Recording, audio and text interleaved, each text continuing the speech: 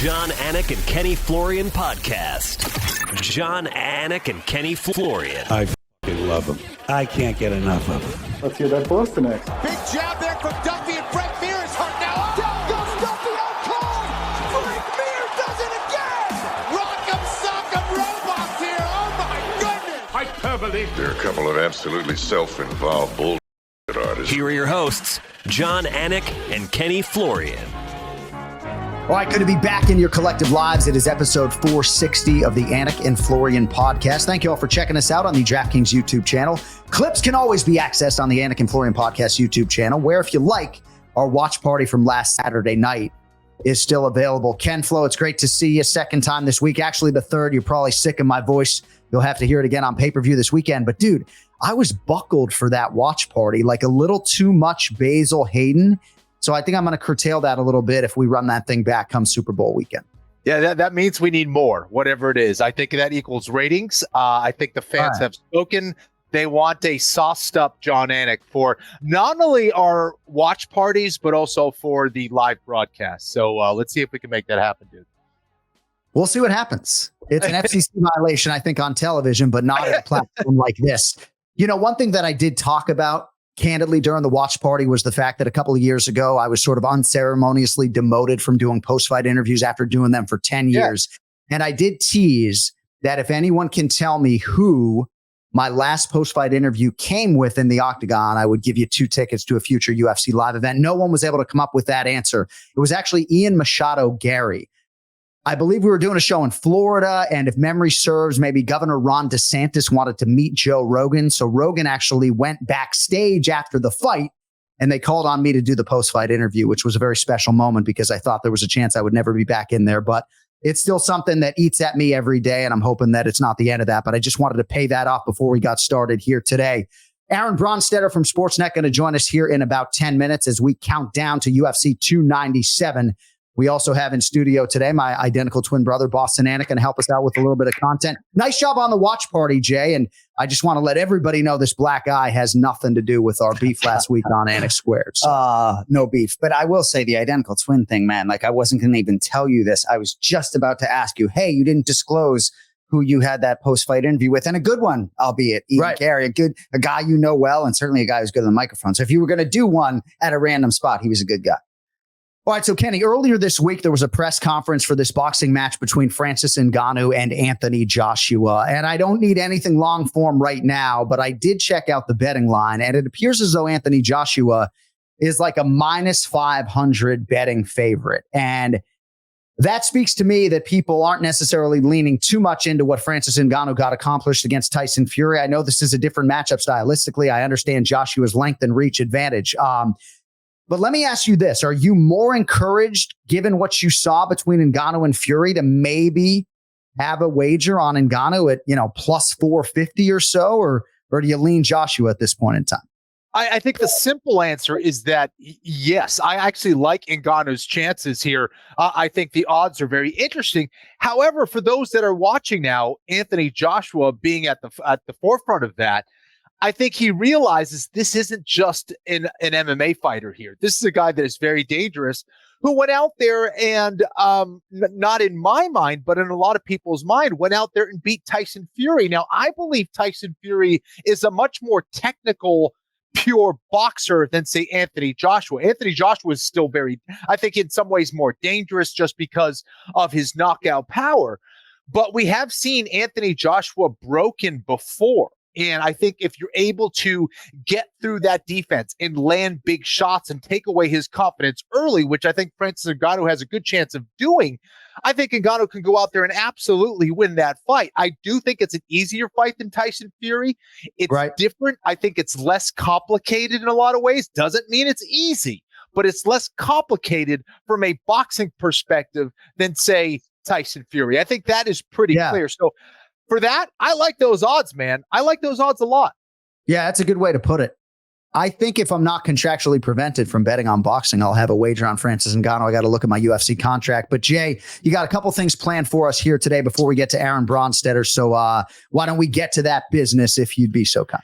So we know there are a lot of heat on UFC 299 in Miami. So UFC 300, I feel like trying to catch up. They keep announcing different matchups. You know, for me, my dream matchup or whatever it is, quote unquote. Bilal, remember the name Muhammad competing for the belt against Leon Edwards. But a lot of rumblings out there. So I guess we'll go to you, Flo, first. By the way, great to see you, as always. Good to see you, So, man. Flo, dream matchup, something that hasn't been announced yet, UFC 300, April 13th.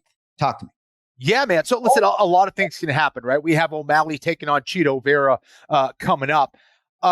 Assuming O'Malley is able to get by a very tough Cheeto Vera, I think O'Malley Sandhagen is fascinating to me. You have two guys that are tall, lanky, that know how to use it, that are extremely versatile, that are very dangerous in all areas. That's a matchup that I would love to see in 2024, and I hope we do. I think there's a strong chance we do. Just from a MMA geek's perspective, I think it can deliver everything there. So that's my dream matchup for 2024. Yeah. At some point in 2024, I think there's a decent chance you see that fight. Certainly, you're not going to see Sean O'Malley at UFC 300. He's fighting at UFC 299. And so the UFC 300 card will be completed in totality, I would think, by the time that pay-per-view happens in Miami. But it is hard to forecast as we sit 48 hours out from Sean Strickland and Dracus du Plessis what's going to happen. Like for me, I would love to see Khamzat Chimaev at UFC 300 against the winner of this middleweight championship fight. Perhaps promotionally, they want to give Israel Adesanya du Plessis, and I understand that makes some sense. That would be a dream matchup for me because there's obviously a foundation for that fight. There's friction to that fight as well. But Khamzat Chimaev at a championship setting is really my dream for 2024. And my dream matchup for UFC 300 was Zhang Wei Li against Yan Xiaonan, and we're fucking getting it. So I am excited about that, but we'll see what happens. UFC 300 coming together. I do expect it to be a championship triple header when all is said and done. Yeah. All right, boys. Couple minutes here. Couple things off the beaten path, if you will. So, Flo, I know you were sipping on some Pellegrino sparkling water at the watch party a few days ago, but we're just going to go quick rattle off. Yeah, KenFlo went sober watch party, which is to be commended. Are you doing like dry January, Kenny, or no? I am not. I'm not doing necessarily a dry January, but yeah. Well, and we weren't necessarily intending to get buckled, even though it happened. All right, Flo, quick ones out of the gate. All right, I'm going to just give you guys a couple things, one or two answers real fast. All right, Flo, start us out. Wine or beer? Beer. John, wine or beer? Yeah, I don't drink a lot of either, but I love that beer buzz. I'll go beer. All right, John, this one's for you. I know the answer. Going out or staying in? We like to stay home. Flo? I am cut from the same cloth. Yes. Those Dallas Cowboys fans should have stayed home last weekend. Did you see them all flooding into the arena? Just turn around and go home. All right. Flo, train or plane? You know what? I like the train, man. I used to do that Boston, New York quite often on the Amtrak. Yeah, I guess I like the fact that I can walk around, and kind of move around, and I don't have to have my seatbelt on the whole time. I like the freedom of a train. It's a nice, peaceful experience in my mind. I might choose anything over airplane. I might choose like jujitsu class or being punched in the face, like train over plane every day of the week. You like that? You like that brand new flight with the panel flying out as you fly on a weekly basis? First flight on that was in October. Yikes. All right. Couple more quickly. Flo, doing laundry or vacuuming? Oh, I like vacuuming. It's a little bit. I get in that Zen mode a little bit. Laundry, you gotta throw in all that dirty, sweaty jujitsu crap, and then throw it into throw it in the dryer. You gotta fold all this stuff. That's annoying. That's tedious to me. Vacuuming, I don't mind it. Yeah. Go ahead, John. I'm a laundry guy. I'm type A. I think I'm a fairly elite folder, if that doesn't sound too conceited. The other thing, too, is vacuuming is like a strength and conditioning workout. So I'm not looking to necessarily work out when I'm not working out. So we'll go laundry. All right, I'll get you out of here on this. And it's like I really am more interested in Kenny's answers because you could be sure I know what the fuck this guy's going to say. All right, Flo, a day out with your family or a day at home by yourself?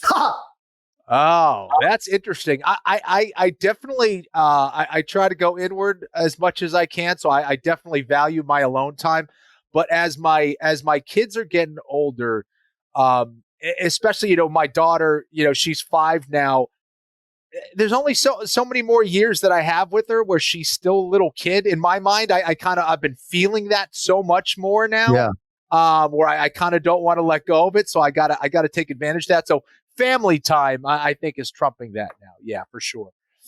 So we're on episode 460 today. I don't know that my wife has ingested any one of these things. So if I wanted to say Home Alone, I could, but I love my children. So I would say a day out with the family. All right, boys. Hey, thank you, buddy. Just keeping it fun. And I know your friend Aaron Bronsteter is coming up here in about 60 seconds. So if you do want to chime in, feel free to do just that. Yep. Well, DraftKings Sportsbook, an official sports betting partner of the NFL playoffs, is bringing you an offer that'll help make the playoffs absolutely electrifying. New customers can bet $5 on any game and get $200 instantly in bonus bets. Green Bay Packers went to Dallas, blew out the Cowboys.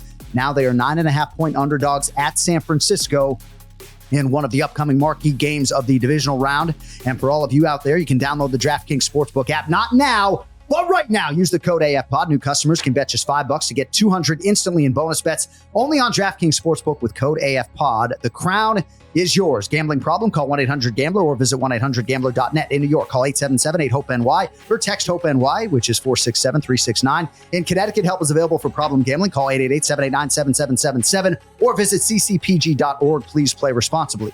On behalf of Boot Hill Casino and Resort in Kansas, 21 plus, age varies by jurisdiction, void in Ontario. Bonus bets expire 168 hours after issuance. See dkng.com/football for eligibility and deposit restrictions, terms, and responsible gaming resources. All right, now with us for the first time in a long time, MMA reporter for Sportsnet in Canada, our good friend Aaron Bronsteter. AB, UFC 297 beckons. Congratulations on the new gig. Great to have you back on the show. It's been a while. It's great to be back. And you know what else is great, John? This 2-camera setup you've got going on. I mean, this is some pretty professional stuff. Whoever set this up, I got to say. I mean, Kenny, I'm not trying to slag you. You only need one camera for you. I mean, John's bringing another Anik into the fold. It's like Anik Square and Florian, but this camera setup, he's not messing around, dude. He's not messing around. Well, thank you, buddy. And you look crystal clear. And just so you know, we got 3 fucking cameras. Right? Your biggest fan right here. 3 cameras. Look at that. Biggest fan right here for you. Just letting you know. All right. So your career began as an intern 18 years ago with Sportsnet, the Fan 590. And now you're back there in a full-time capacity. So got to be pretty exciting for you, not just to return to these airwaves, of course, but to have your career sort of, I know you're still a young man, but come full circle now 18 years later to be under that Sportsnet banner.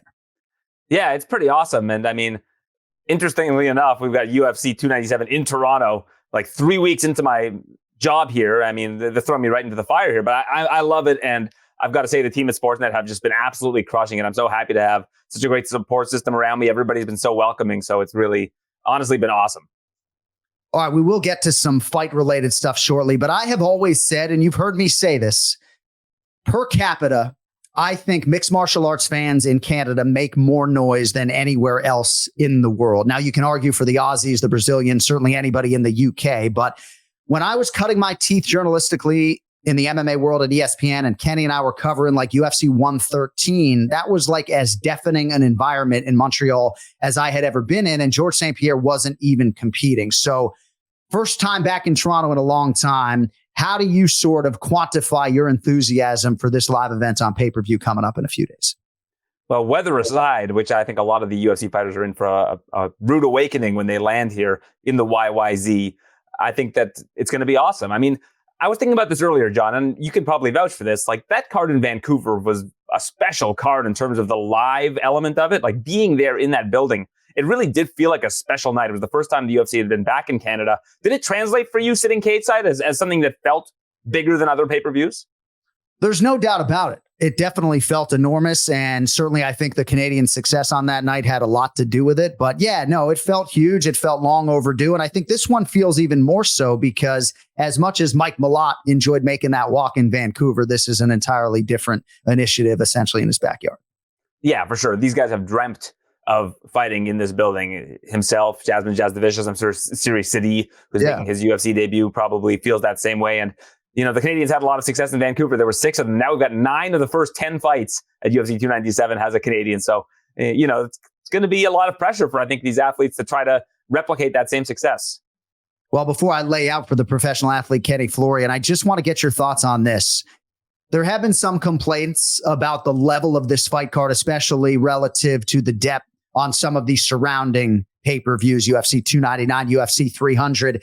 Got anything for us on that in terms of the pulse in the North and these fans about UFC 297 specifically? Well, I think there's a hunger for people to come back and see the live experience. So I don't think the card is quite as stacked. I mean, you look at 299, compare it to this, it's comparing apples to oranges. And I even went back and looked at the UFC Fight Night card in Calgary that was on Dana White's 50th birthday back in the day. And on that card, it was Poirier Alvarez 2, Joanna Jędrzejczyk was on the card, Jose Aldo was on the card, a young Islam Makhachev was in the card, so Khabib was in the building. It was a really stacked Fight Night card. And now we've got this card. We've had some fights fall off, unfortunately, that never got replaced. I think that's what the biggest complaint is right now that I'm hearing from the Canadian fans is you lose, Rakic versus Blachowicz, you lose Alberg versus Reyes, and they didn't, add anything new to the card. So I think that's something of a complaint that I've been hearing from those that bought tickets for this event. Aaron, certainly since the retirement of Georges St-Pierre, we've seen less cards in Canada. And whether that's because of just the international expansion in general of the UFC and how much it's grown, or maybe it's because we don't have that huge star like a Georges St-Pierre in Canada, or, people, some of the fighters complain about the taxes or whatever. What do you think the reason is for that? And is there a guy either on the card or off the card that you think can break through as that next potential star on that Georges St-Pierre level? Well, it's weird, Kenny, because I don't think it's by design. I think you look at the pandemic and it's slowing down really travel everywhere. Prior to the pandemic, it was a pretty consistent 1 pay-per-view, 3 fight nights every single year in Canada. I don't think it's going to get back to that level. Even now, I think we're probably still going to see 1 pay-per-view, maybe 2 fight nights a year. And I think that's kind of a product of the Apex being used for cards more often for fight nights. I think that overall, there's just going to be less fight nights to go around. But I do think that you're right in terms of the star power. You look at Canada, and we haven't really seen a burgeoning star. I mean, Felicia Spencer fought for the title, but I think that's because that was like a 4-person division at 145 pounds. No disrespect to Felicia, but we haven't really seen any Canadians fight for titles lately. But we're starting to see a lot of them come on. We talk about that Vancouver card, them running the table, going 6-0. Lupi Godinez she was the first female to have 4 UFC wins in a calendar year back in 2023. So I think her moving over to Entrom Gym in Mexico is going to give her, the chance to potentially compete for a championship at some point in time if she can keep up this sort of tear that she's on. But we've got Mike Malott, and the thing about Mike Malott is he's a welterweight, and with that comes the expectation because you have the torchbearers not just in GSP, but Carlos Newton before him, GSP, then Rory McDonald that followed him. I mean, when you hear a Canadian welterweight, you have those big shoes to fill, and I don't think Mike Malott really gets weighed down by that pressure. I think that his mentality is strong enough to kind of, allow him to be his own man. But I think that the Canadians are always going to look at the Canadian welterweights that are coming up and compare them to those guys. And those are lofty comparisons. And what do you think, an impressive win, a dominant win over someone like Neil Magny does for Mike Malott in Canada? Oh, it does a ton because it'll get him into the rankings at welterweight. And that's not an easy rankings to crack. If you look at the welterweight division, it's really stacked. But on top of that, I think when the UFC starts coming back to Canada for fight nights, that's where Mike Malott can start getting those big opportunities to headline fight nights against some of the higher ranked welterweights out there. I mean, even if he loses to Neil Magny, I still think you could make a case that he could headline some Canadian fight night cards as well. But I think that the chance of his meteoric rise continuing with a win over Neil Magny, that's almost a certainty. The guy's great on the mic, good looking guy, action fighter who likes to get finishes. I think that he's really the total package in that regard. But as you know, in MMA, you're only as good as your last win. And, a win over Neil Magny, I think, would do wonders for him. Sportsnet's Aaron Bronsteter with us here on the Anik Florian podcast. On X, you can find him at Aaron Bronsteter. On Instagram, it is at A Bronsteter. And you sort of made the segue for me as I hearken back to the days of live events in Halifax and Saskatoon. A UFC fight night headlined by Mike Malott in the Great White North seems to be the requisite next step. Now, my colleague Dave Shaw is very tight-lipped with me, and I'm not trying to put you on the spot here, but given the UFC Apex reality that we all live in, however unfortunate, how confident are you that there would be a non-pay-per-view, a UFC fight night in Canada in 2024? Well, I think we'll see 2 of them. I think we'll see one, if I had to guess, in Halifax, and I think the other one will be somewhere on the West Coast, likely Calgary or Edmonton.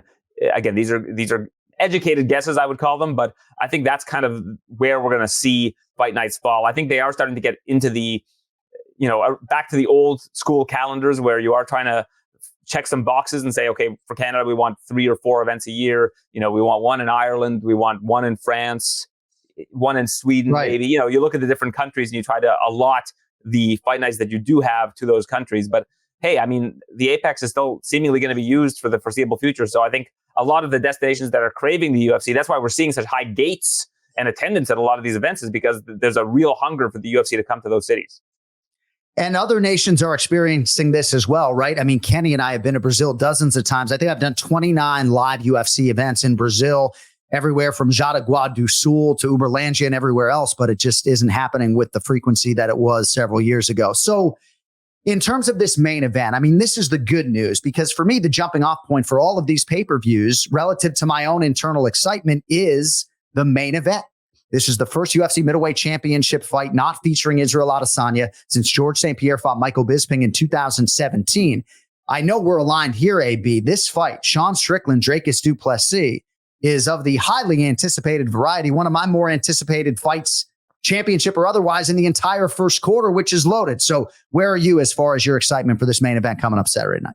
Well, first off, that's a tremendous stat that I might borrow from you this week when I'm doing interviews. So I'll be sure to credit you when I do. But yeah, I'm very excited because I think that Dricus du Plessis is a guy that's been incredibly slept on for the last year or so. You know, when people were making predictions about that Whitaker fight, I get a lot of them wrong, but that was one of the ones that I got right. I thought that Dricus was going to get the knockout against Robert Whitaker. So I'll pat myself on the back, a little Barry Horowitz style there. But I think that when you look at the middleweight division, I think that there's a lot of intrigue from what happens, not just in this fight, but the fallout from this fight.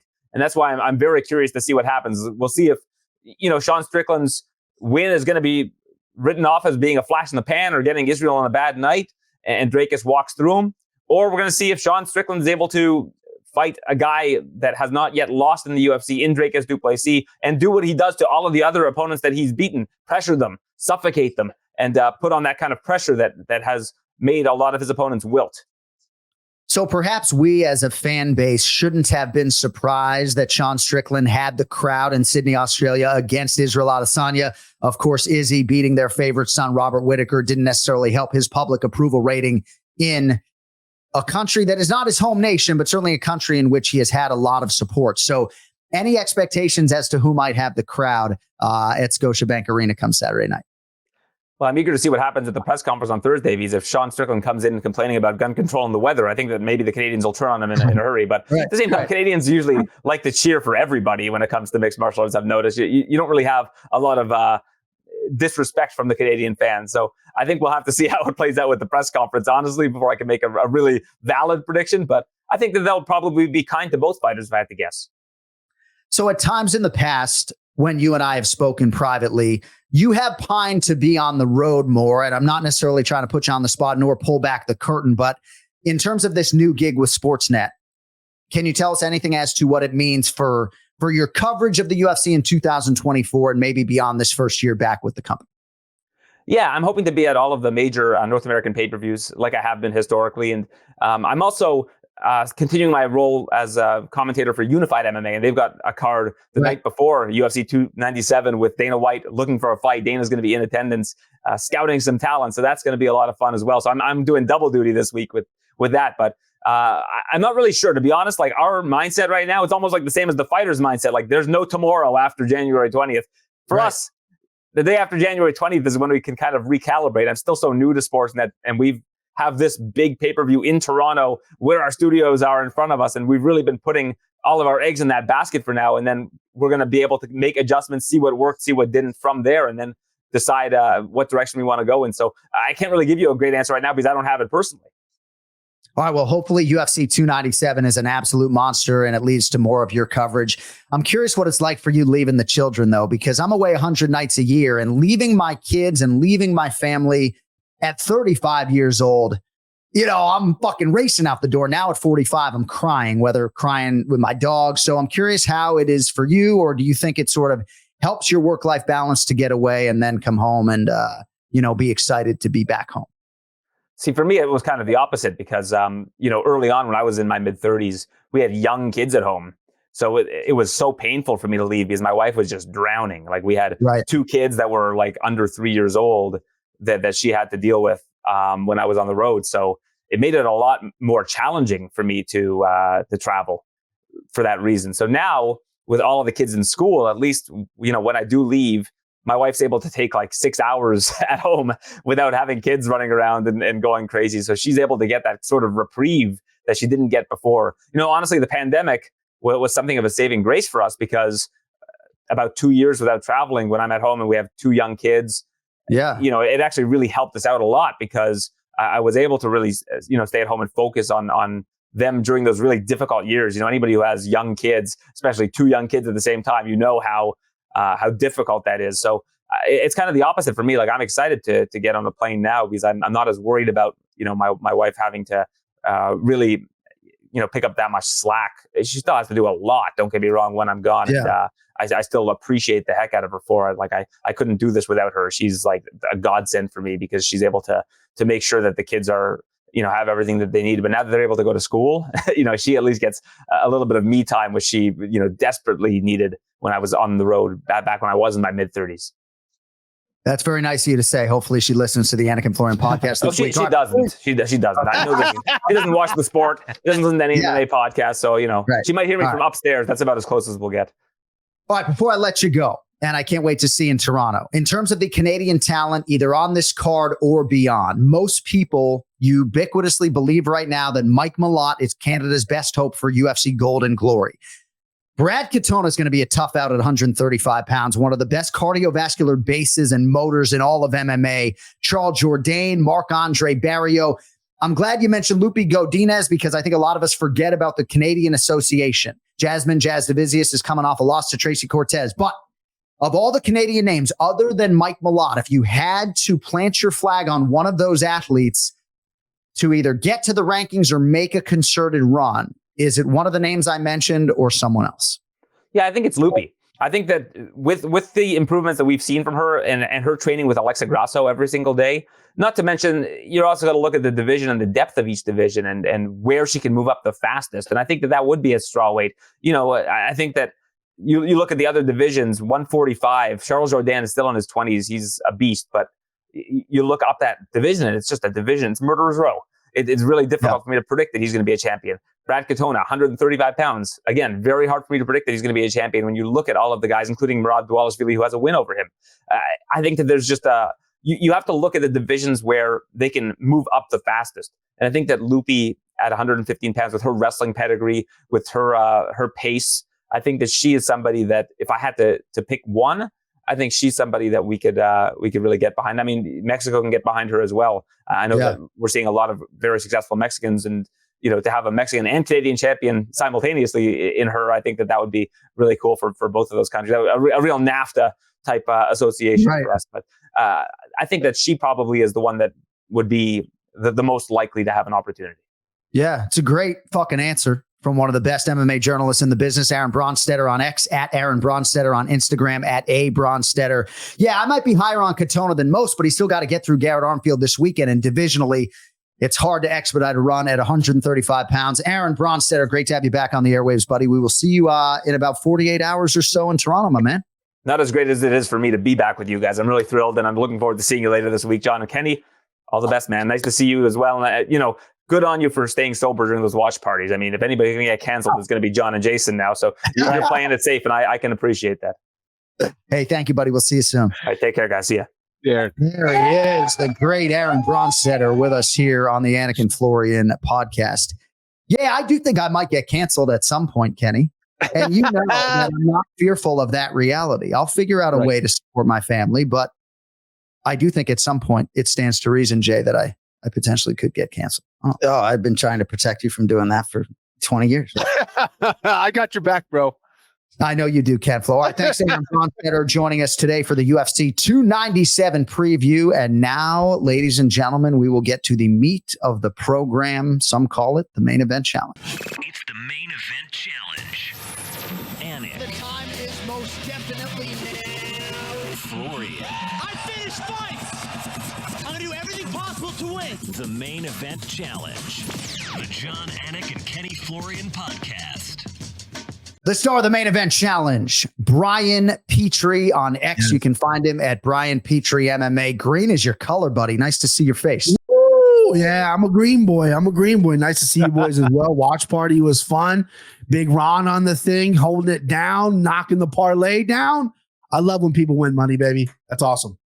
So we can't wait to have you on a future watch party. What's going on at your house while these fights are going on? Like, do you have a setup there in studio where you can watch the fights?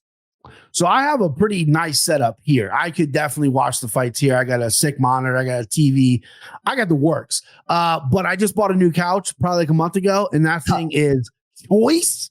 So I was on the couch watching the fights and just gambling away, keeping tracks because I'm a hard paper guy. I'm still an old man, so keeping track of everything. My daughters are all, they need the same things I have. I have like folders. They want folders. I have a little notebook. I had to get them a notebook, so it's really cute. But yeah, that's what it looks like on Saturday night for me. Dude's a pro. Yeah. All right, we're going to get into the main event challenge here shortly, but quickly a couple of pronunciation files for you folks. So you've heard us talk about du Plessis for much of the telecast today and earlier this week, but on his audio file, I feel like he kind of says his first name two different ways. So first, I'm going to go to BP, the middleweight title challenger taking on Sean Strickland this weekend. What do you think his name is? So I've heard his name being pronounced a million times this week, and I've remembered it. I've kept it in the chamber. The I throws you off, but I believe it's Dricus du Plessis. So you nailed it, and you sound really good saying that South African name, incidentally. Nice. Like, I love the way you say du Plessis. But yeah, I go with Dracus on broadcast, and that's how we have gone throughout his UFC career. But some of my colleagues do say Dricus because when you listen to this file, it's open to interpretation. The maestro Cody Merrill has the file. Cody, take it away. Dricus still knocks du Plessis. Dricus still knocks du Plessis. KenFlo, formerly employed as a linguist of sorts. What do you have for us? Yeah, it does. It sounds like he's saying Dracus. Dracus du Plessis. All right. And then the other file we have, Jay, what do you have? I got nothing, bro. I just think I got to get the last name right. That's the real key. Yeah. Du Plessis is more important. Go ahead, bro. Real quick, does he speak? Is English not his first language?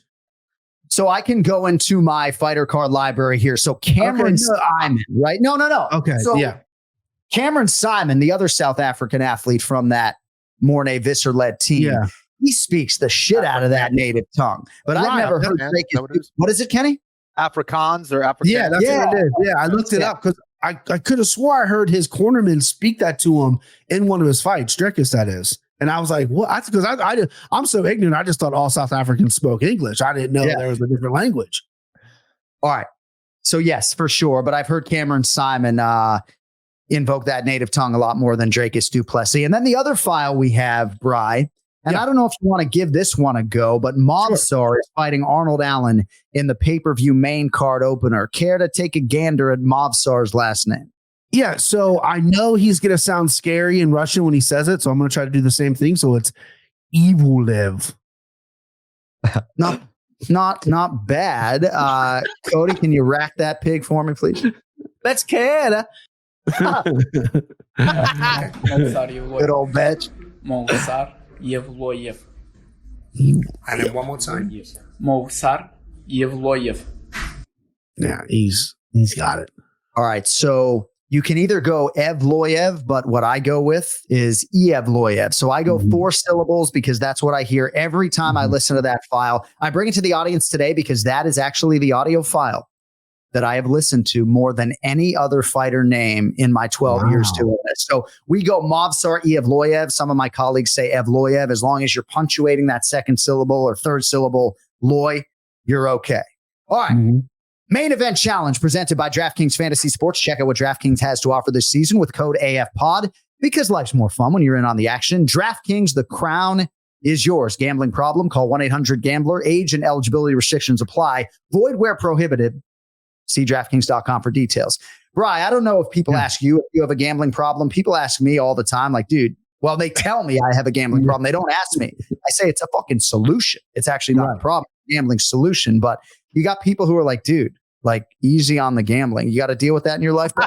My mother's always worried about it. But no, I mean, I only bet MMA. There was a time where I dabbled in the NFL because I love the NFL. but my all focus is on MMA now. So I don't touch, and all my buddies at work like, hey, throw $5 on this NBA parlay. I'm like, I don't know. Because I feel like that's not educated for me. I'm not just going to waste my money. So I think it's under control, but there's an addiction to the MMA. I'll be chasing some crazy stuff on Saturday nights for sure, but I have it focused on one sport at least.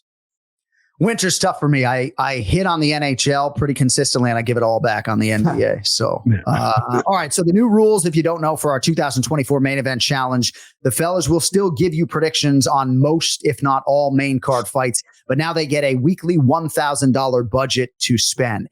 Now, in terms of the knockout and submission propositions, Bri, I do understand that depending on when we tape, some of those numbers are not available. So I am going to open it up to that. Okay.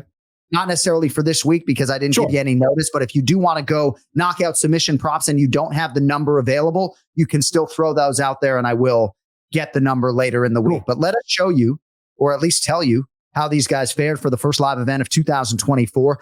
So Brian Petrie undefeated on the night, $100 on Bruno Fajeda at -118. That wager paid $84.75. 200 on Mario Bautista at +145. So that paid you $290. Then, of course, you had 700, the bulk of your meat on Manel Kopp. No action on that fight, but a good week for you, 2-0, plus $374.75 after week one. And then KenFlo, $100 bet on Jim Miller at -120. That pays out $83.33. Then you had $700 on Magomed Ankalaev. He was -455 though. So that wager pays you $153.85. And then you had a wager on Manel Kopp as well. No action there with your remaining 200. So Kenny also in the black, plus $237.18. You both go a combined 4-0. We also acknowledge Ronnie Pellegrino, Big Ron Betts, handling the Anik and Florian podcast parlay on DraftKings Sportsbook through 2024. He hit his first three-legger this weekend. So congrats to Big Ron and all who tailed him in the book. All right. UFC 297, Strickland versus Du Plessis, Scotiabank Arena this Saturday. First fight for us to break down, Bri. Featherweight tilt in Charles Jourdain, who is -190, and Sean the Sniper Woodson, who is +145. 13th UFC appearance for the 28-year-old Quebec native Charles Jourdain, but he has not fought in his native Canada since 2019, and that was outside the UFC. So big spot for him here against the ever-evolving Sean Woodson. Bri, what do you make of this one? I love this fight. This is going to be a scrap, boys. I mean, listen, Sean Woodson's listed at 6'2". I don't believe it. I think he's 7'8". You see his legs and those arms. That guy's way taller than he's listed. I saw him fight live against Dennis Bazook in Nashville. He kept his range and distance really well. Bazook had moments in when he got in the range, but he just kept going for takedowns. I know Bazook took that on like 24 hours notice or whatever, but Woodson looked pretty good. Before that, he looked very hittable. He had been dropped multiple times. He landed 4 takedowns himself against Bazook. You enter Charles Jourdain, though. I think this kid's special. He's in his 20s still.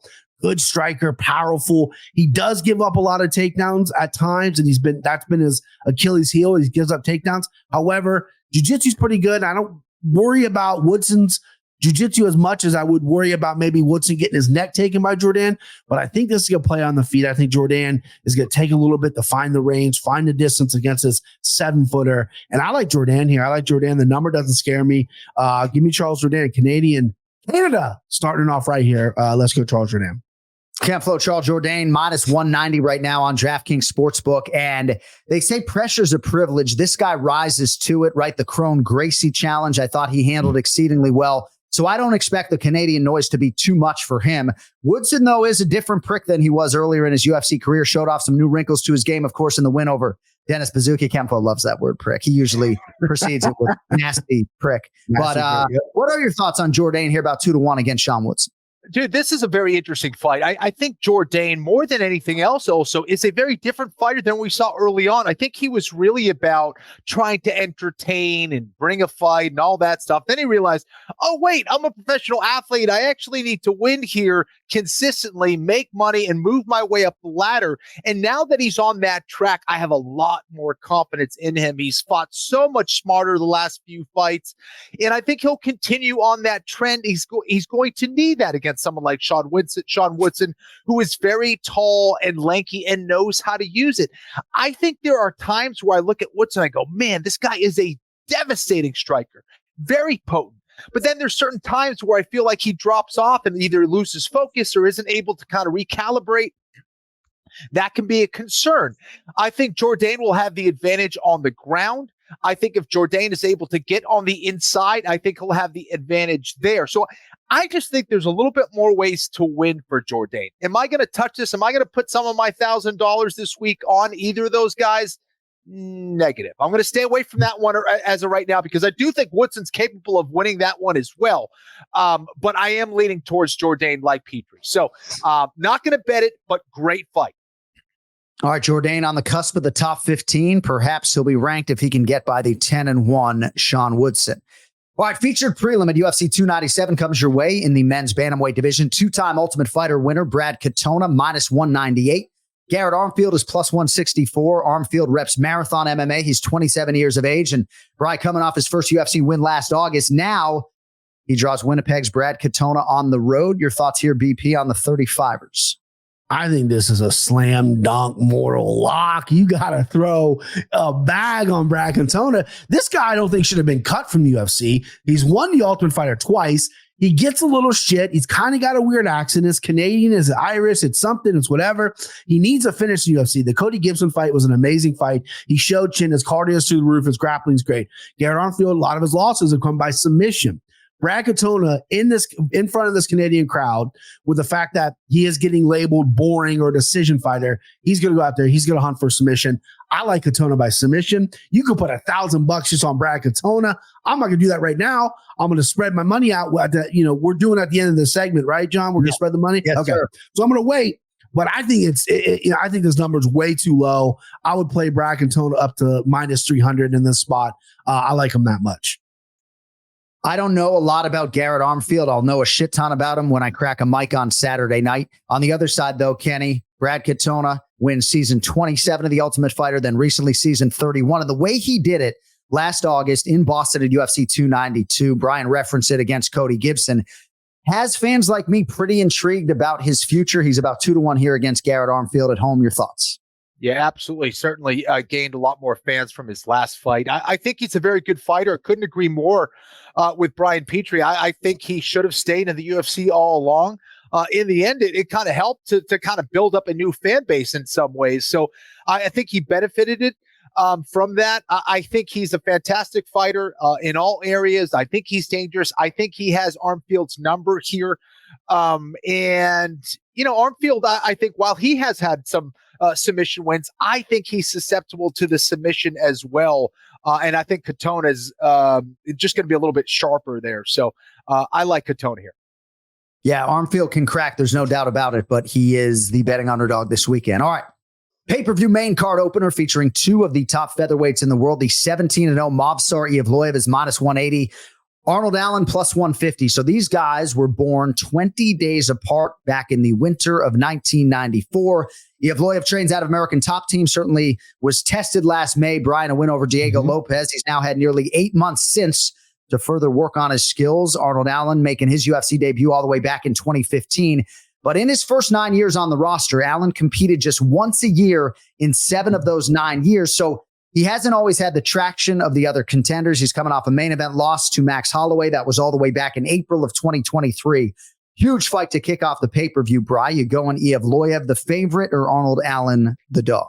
I love this. I think this is going to be a scrap. This is going to be interesting. There's a lot of questions that need to be answered on Arnold Allen. We haven't really seen him fight a dominant grappler since Mads Burrell back in the day, where he was losing until he pulled out that submission. And Evloev is just an absolute fucking stud. I mean, this guy lands 9 takedowns on average a fight. The Diego Lopez side, we all see how great Diego Lopez is, and the way he handled them, short notice or not, that's impressive. Not a lot of people want to fight this guy. This guy is making some traction. Needs a little bit more finishes, I think, for people to really start talking about him, but he's that good. He's under the radar. And I feel like some people think I'm a little predictable, right? They're like, oh, this is the underdog shot BP is going to take. He's going to go Arnold Allen. This is in his wheelhouse. And you're right. Earlier this week, I was all over Arnold Allen, but I'm uncomfortable with Evloev. But in gambling, you have to be uncomfortable, be comfortable. Right. Give me Mosarv. I think he's going to out-grapple me, or I think it's going to be a scrap. Arnold Allen's looking juicy at the plus number, but I'm going to take the Russian in this one.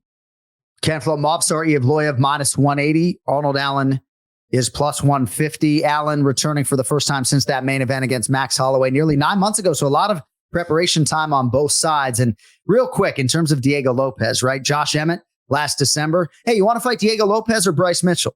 Probably made the right call in avoiding Diego Lopez, so to speak. KenFlo, huge fight here at featherweight. Which way you going? Yeah, listen, and I think, for me, I was pretty high on Evloev. After I saw him fight Diego Lopez, now, of course, we know that Diego Lopez is absolutely an excellent fighter, but he was in some really tough spots, man. He was in a few submissions that looked like Lopez was going to finish. I also thought that he showed a certain vulnerability on the feet that I'm not sure it was as apparent prior to that fight as it was. So he's an excellent grappler. He could go out there and take a lot of guys down in that division, control them, land ground and pound, and win every single round against a lot of guys in that very dangerous division. However, I think Arnold Allen has faced tougher competition at this standpoint. I think that he is certainly going to be a threat when it comes to exchanging on the feet. I think that Allen may have some trouble in the wrestling department a little bit, but I think if he's able to capitalize when he is on his feet, if he's able to tire out Evloev, not an easy thing to do. I kind of like his chances here. No doubt Evloev is the favorite for good reason. I think that's the easy choice, but I think there's juicy enough odds here for Arnold Allen to go that route. So I'm actually going to go the other way. I'm going with the underdog here. And I'm not playing it safe. I got some extra cash from last week, not as much as Petrie, but I'm going to put some, I'll put some on Allen, I think.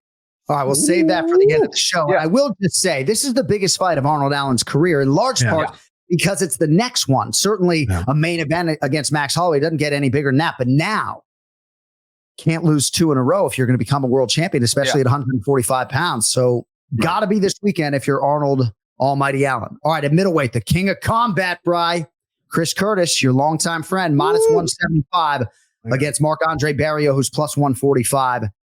Just going to be a huge, huge night for this division and year for this middleweight division. Now, it was a winless 2023 for your guy, Chris Curtis. Your thoughts on him here against Power Bar Marc-Andre Barriault, Bry? So I get labeled as biased towards Chris, and of course I am. Listen, Kenny knows this. If you punch someone in the face and you get punched by someone in the face over 100 times, it creates a bond, okay? I love Chris. I've spoken to him a little bit. Congratulations on having a kid. He's a father for the second time now. And he's off social media. People are getting under his skin a little bit. People are calling him names or getting off Twitter, but he's dialed in. He's leaner than I've ever seen him. He's in the champ camp with Strickland side by side, and he's getting good rounds in. And he finally took the much needed time off. This guy, the minute he would win, lose, whatever, he's back in the gym working mitts. He finally forced himself to remove himself from the gym for at least a couple weeks, get refreshed, get in there. He's been doing this since he's 20 years old. And I feel like that's going to be good. And that's what he needs, because I love Marc-Andre Barriault. I know this is John's guy. He trains with John's squad down there. And since his move to Florida, it has been a different fighter. He was landing 43 strikes a fight before Florida. Now he's over 100 landing. His cardio's through the roof. He's never going to be a big takedown machine, but his power's there. His boxing's there. He has more weapons on the feet than Chris Curtis does. He has better kicks. He's better in the clinch. Chris has that boxing, and he used to have really good footwork. He didn't have a ton of knockouts coming into the UFC. Prior to that, he would wear guys down to get him in the 3rd, 4th, 5th round. Body shots take him over. That's not going to happen in a 3rd round fight against Barriault. Cardio too good. So Chris needs to get on his bicycle game, quit being flat-footed, trying to find those power shots like he's been doing. Start moving your feet again. I love to see him throw some kicks. Don't know if that's in his DNA. This is going to be an absolute scrap. I was wondering why Chris was so high at minus 175.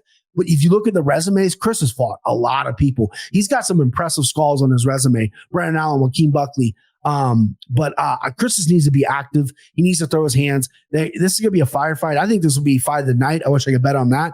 I think this will be fight of the night. Obviously, I'm going Chris Curtis. That's a long-winded say I'm going to go Chris, but I'm very nervous about it, so I'm going to stop talking. I do like the champ camp angle, though. Him and Sean Strickland being side by side in preparation for these fights. I think that is something that it stands to reason, forge both individuals.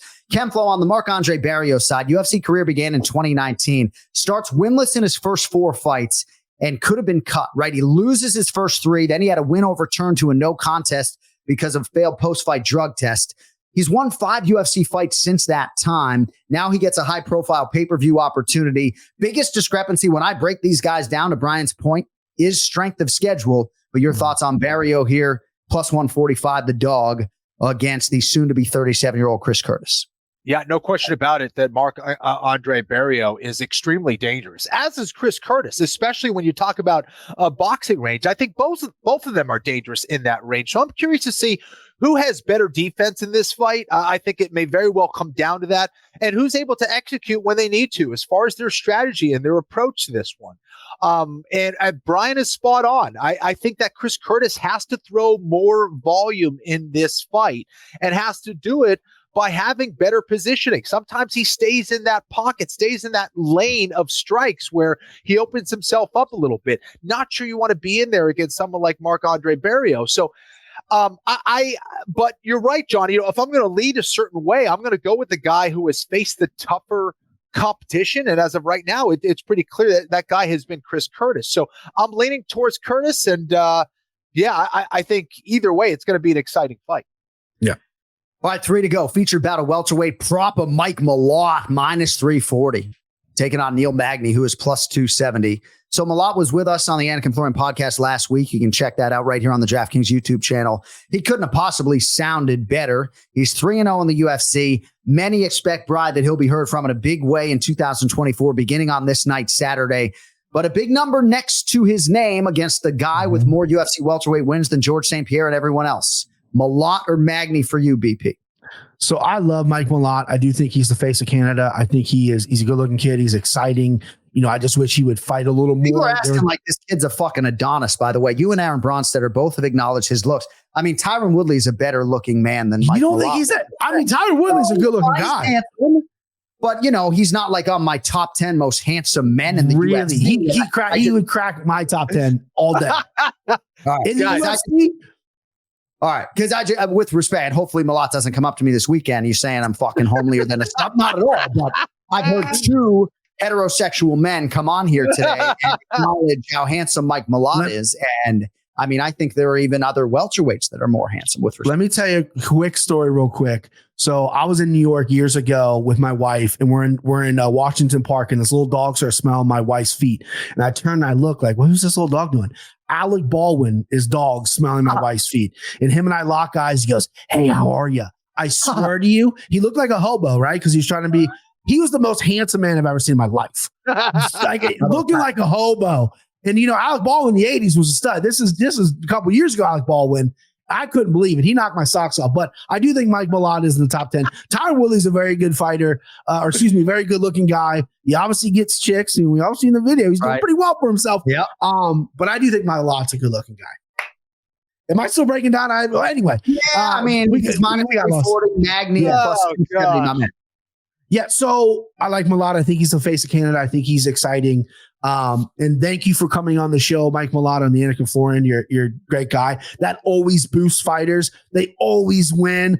But Canada, I'm going against you. Neil Magny just has a way to make fights ugly. We've seen the Ian Gary fight. He just knows how to slow people down.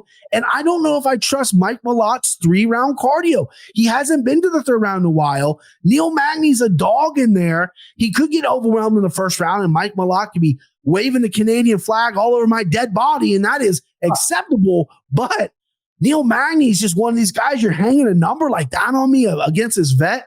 I'm going to go Neil Magny here. Sorry, Mike Malott. You're a great guy. And if you win, you can stop all over my corpse. But I got to go Neil Magny. Nicely done, Bri. KenFlo, the word gatekeeper in mixed martial arts has a lot of negative connotations, but Neil Magny has become this division's gatekeeper. You don't hear me say that a lot because it's somewhat insulting, but in order to get to that requisite next level, top 10, you usually have to beat Magny, and everyone fucking calls him out. which suggests that they think he's beatable. He went 1-2 in 2023. Lone win came by split over Phil Rowe. He's making his 32nd UFC appearance here, and he does so against the heavily favored Mike Malott. KenFlo, any thoughts on this one? Yeah, I think for better or worse, Neil Magny has established himself as kind of that measuring stick in the welterweight division. You get by him, it means, I think, for the most part, that you're elite or can be elite in that division. So I think that's also, in some ways, a respectable position to be in, right? Because you are that gatekeeper. And I don't think there's anything wrong with that. I think Neil Magny can pose a lot of problems for people. I also, for the record, I want to say that if this podcast goes under and we lose 90% of our audience, which is no doubt male, it's going to be John Anik, Brian Petrie, and Aaron Bronsteter's fault. Okay, so I want no part of this. Jason, you're here. Cody, you're here. You're witnessing this conversation. Yep. It's going to be their fault. Okay, so listen, I think this is a really fascinating fight, and I think what has me nervous is the length and the jab of Magny. And like Brian said, he does have a knack for making some people look bad. And if you take Neil Magny easy, right? If you underestimate this dude, you're going to be in for a long night. He can make you look bad. However, just hearing Mike Malott talk about the fight, talk about his preparation, how he sees things from a mental perspective, physical perspective, what he's been working on, I think that was really helpful for me because this is a very serious professional who understands the opportunity that's in front of him here. I don't see him taking Magny lightly. But if he doesn't have an answer to that jab, this is going to be Magny's night. However, I think Malott has enough experience at this standpoint to get around it, to get on the inside, land shots, maybe hit some takedowns and take advantage of some positions on the ground. I think he's the better grappler. I think overall he's the better striker, just needs an answer to that jab. I think we'll find out early if he does have that answer. So I'm leaning towards Malott here, guys. All right, well done, kid. That segues us to the co-main event for the undisputed UFC women's bantamweight title, which is vacant at present. Maida Bueno Silva minus 170, Raquel Pennington plus 142. Little backdrop for you. Bueno Silva had a main event win against Holly Holm, overturned back in July. She tested positive for Adderall, I believe it was, after the fight. If you got any extra, let me know. But the UFC stuck by the now title contender. That would have been her fourth straight win, and now the Minas Gerais native gets her first championship opportunity in the UFC. Brian Petrie, who do you love? We all wanted Julian Pena in this spot. Julian Pena and Silva are talking that good shit with each other. We all wanted it. Pena's out. Pennington coming in. OG. Been around for a while, right? I can't get over the fact that she kind of quit in the Nunes fight. We all saw the corner work. She lost her second fight after that. We thought she was done, but she's came back. She's had a second life now. She's looked fantastic. She's looked great. Hasn't been submitted in the UFC, which is what Silva wants to do. She wants to submit you. She wants to take you down. She wants to submit you. She's got a good standing guillotine. Ask Holly Holm. I know that got overturned, but and I like Silva. Nunes was like the really sweet badass who could turn it on. Silva is talking that shit, standing up in the crowd. Like, I love that. She's mean.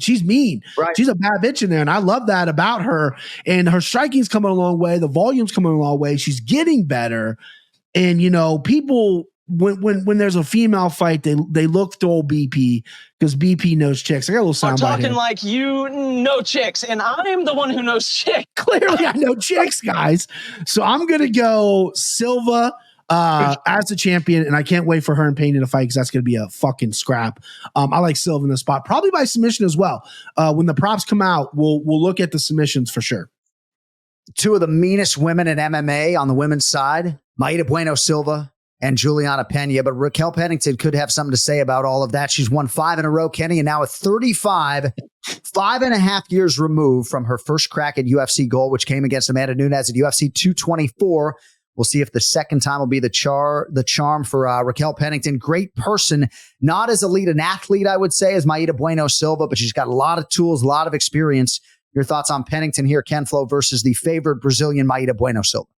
These women come to fight. I like this matchup a lot. I think it's going to be very exciting while it lasts. Both these women are nasty, whether it's with strikes or submissions. They're there to do damage. So I like that a lot. Mayra Bueno Silva has surprised me. She comes from an area in Uberlandia where There hasn't been a ton of them that have come out of there, but there's been some very, very special martial artists that have come from Uberlandia. I know in jiu-jitsu anyways, you have guys like Marcelo Garcia, one of the greatest, arguably one of the greatest of all time in the jiu-jitsu world. You also have Lucas Lepri, my buddy, who I train with from time to time, one of the best all time, certainly one of the best lightweights in Brazilian jiu-jitsu history.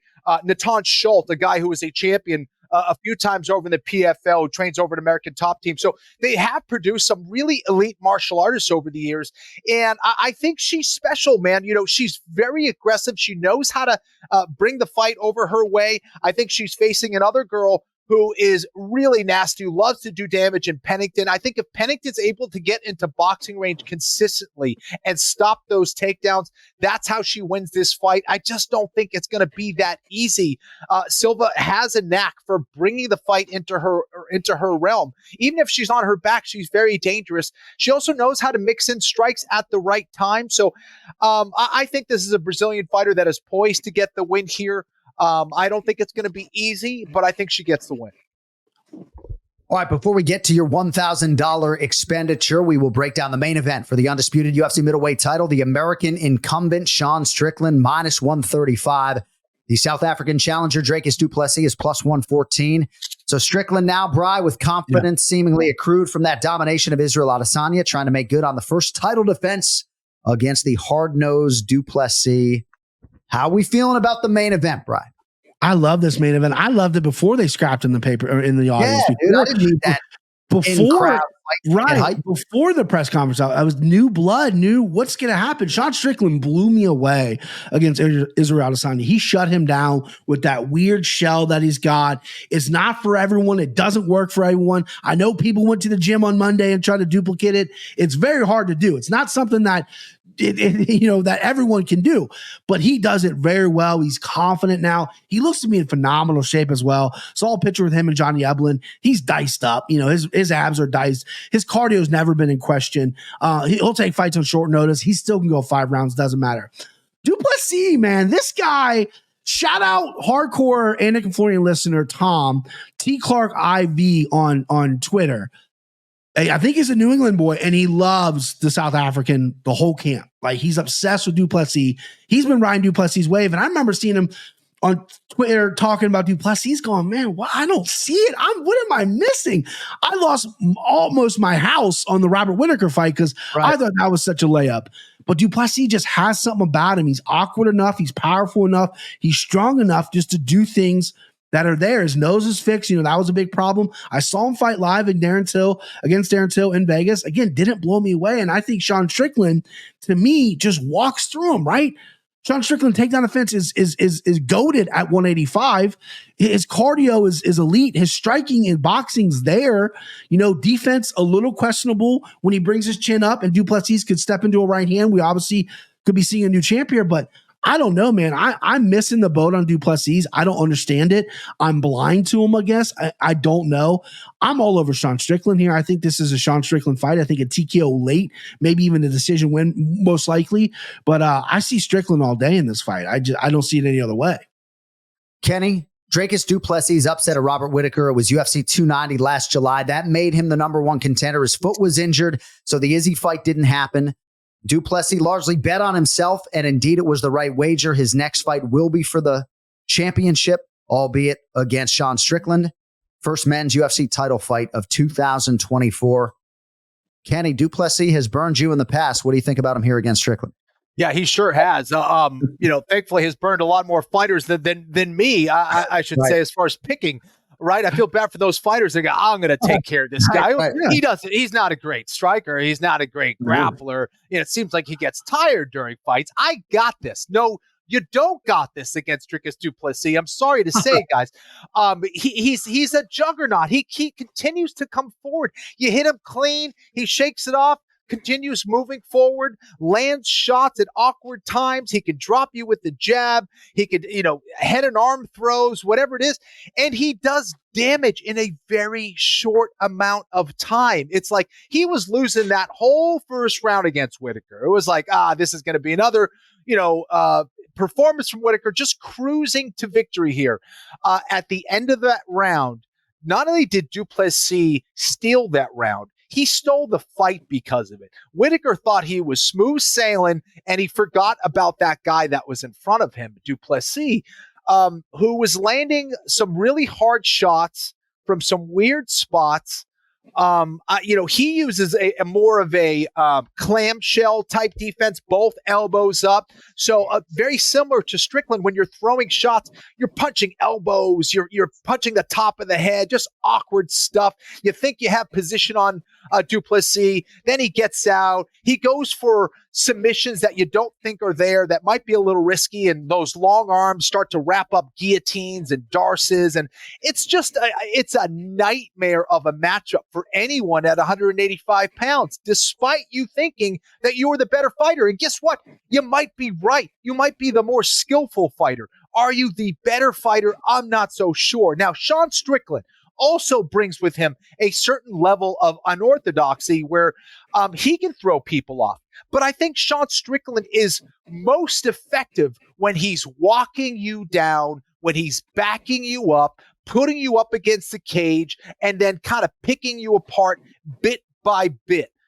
Do I see him backing up someone like du Plessis, though? I don't. The other thing, when he fought his last fight against Cannonier, I thought that was a pretty good indicator if you go back and watch that fight, because Cannonier was kind of putting Strickland a little bit on his heels more, but wasn't throwing a lot of volume, certainly wasn't landing, or certainly wasn't going for a lot of takedowns, in my opinion. And I don't think Strickland has faced a lot of guys that have been trying to take him down. There's just not a lot of great wrestlers at 185 pounds. Not a lot of them, right? You have Chimaev, you have Bo Nickel. They haven't faced someone like Strickland. Right? They're still kind of waiting in the wings for that opportunity. So I'm not sure we've had a great gauge of how Strickland does against a dude who is committed to take him down. I think that's probably where DDP sees his best opportunity for success. And as we saw against Whitaker, he maybe only needs 20 to 30 seconds of ground and pound to make you not the same when you started inside that octagon. It's uncanny. I haven't seen many guys who can put it on you like that in a short amount of time, and on the feet for that matter. The problem with that Philly shell as well is that I do see a vulnerability in DDP potentially landing a right hand to the ear of Strickland. And that's going to be a problem, again, if Strickland isn't able to establish his pace and use that forward pressure. I think Strickland's best bet is to dominate the center of that octagon, back up DDP, establish that jab, use those front kicks, and keep DDP on his back foot. If he's able to do this, this is Strickland's fight. DDP is going out there to kill or be killed, in my opinion. He's going to walk forward until you make him not walk forward.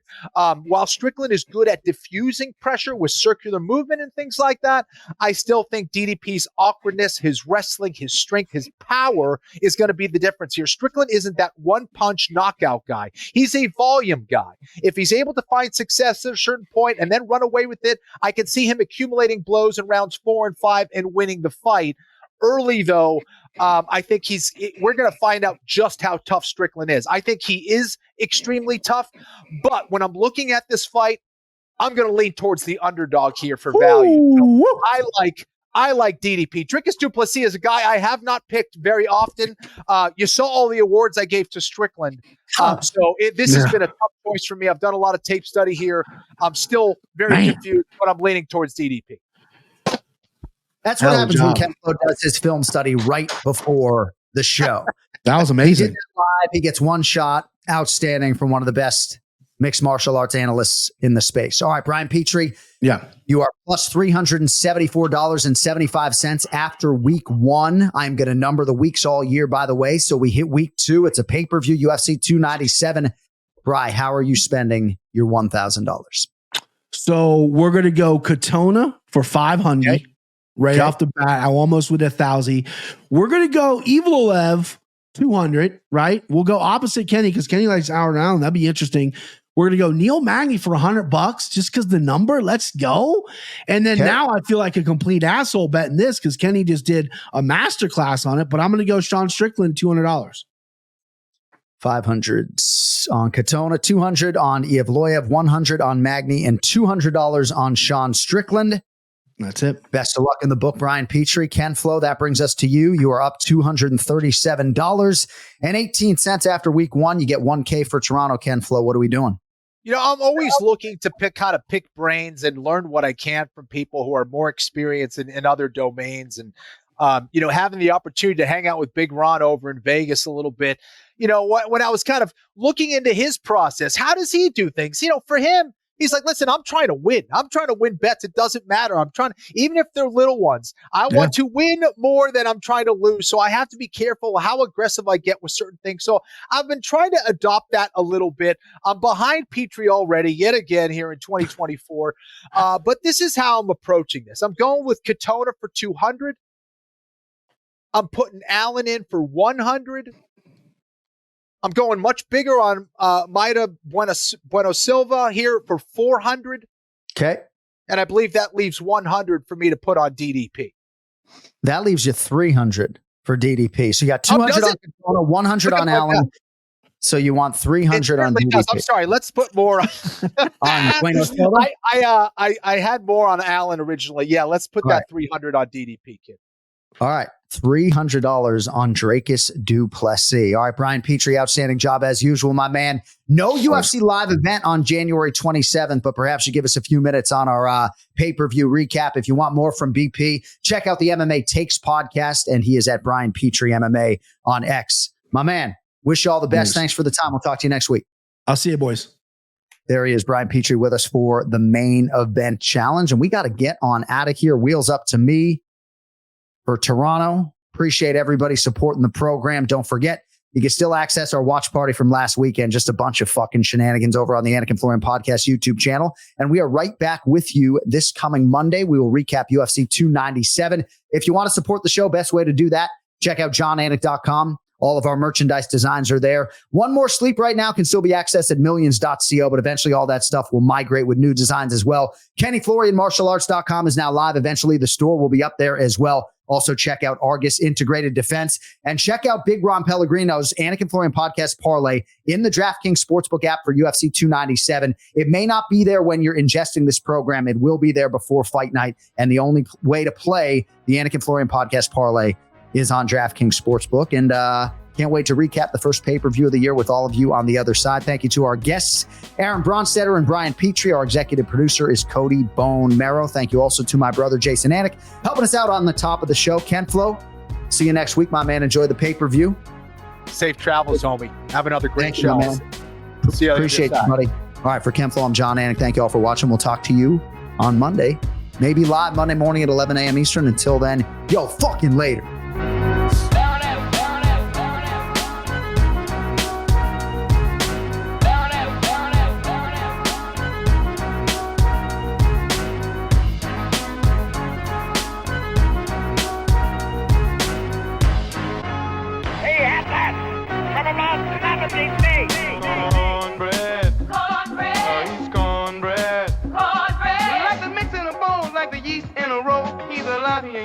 Soul to the bread, he's cornbread. Cornbread. He's cornbread. Cornbread.